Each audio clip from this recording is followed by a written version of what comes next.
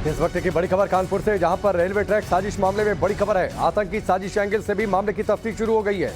NIA, UP, ATS और तमाम सुरक्षा एजेंसियां जांच में जुट गई हैं। आईएसआई के इशारे पर आईसिस की साजिश का भी शक है और इस एंगल से भी जांच चल रही है। हाल ही में पाकिस्तान में मौजूद आतंकी फरतुल्ला घोरी ने ऑडियो जारी कर देश में मौजूद स्लीपर सेल को ट्रेन पलटाने का आदेश दिया था और उसमें उसने उपाय भी बताए थे कि किस तरीके से ट्रेन पलटाई जाए। इस तरीके से वीडियो भी उसका सामने आया था और तभी से एजेंसियां इसकी जांच कर रही हैं। लेकिन अब दो तस्वीरें आपके सामने हैं और क्यों साजिश की बात हो रही है, क्यों आईएसआई पर शक जा रहा है, क्यों आतंकी एंगल होने का शक जा रहा है, क्योंकि एक सिलेंडर से भरे एलपीजी से ये ट्रेन टकराती है। थोड़ी दूरी पर जब कोई भारी वस्तु टकराने के बाद ट्रेन रोकी जाती है, आरपीएफ के लोग वहां पर पहुंचते हैं तो जांच में एक सिलेंडर मिलता है, पता चलता है सिलेंडर भरा हुआ था। लिहाजा और सोचिए अगर सिलेंडर ब्लास्ट होता तो कितना बड़ा हादसा हो सकता था, ट्रेन में आग लग सकती थी। टारगेट पर इंडियन रेलवे ट्रैक है, बड़ा रेलवे ट्रैक। हिंदुस्तान में रेलवे का नेटवर्क बहुत बड़ा और इसको अब टारगेट करने की फिराक में हैं आतंकी।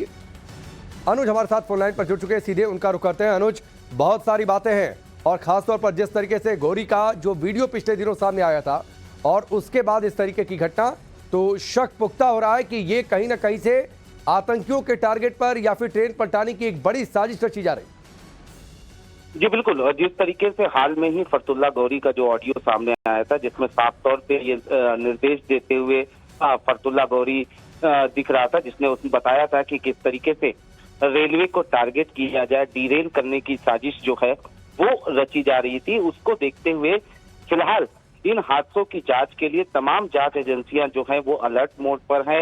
एनआईए, यूपी, एटीएस समेत तमाम सुरक्षा एजेंसियां जो हैं वो पूरे मामले की तफ्तीश कर रही हैं।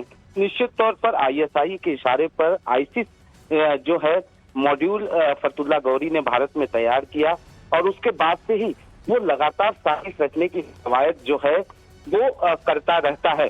हाल ही में जो मामला हुआ था, ट्रेन हादसा हुआ था, उसमें भी कहीं न कहीं इस एंगल पर मामले की जांच की गई थी और हमने देखा था कि पिछले दिनों किस तरीके से दिल्ली पुलिस की स्पेशल सेल ने भी तमाम आतंकियों को गिरफ्तार किया था। 14 संदिग्धों की गिरफ्तारी की गई थी। उसके मद्देनजर ये हादसे में कहीं ठीक है, बहुत बहुत शुक्रिया हमसे जुड़ने के लिए अनुज, इस पूरी जानकारी के लिए।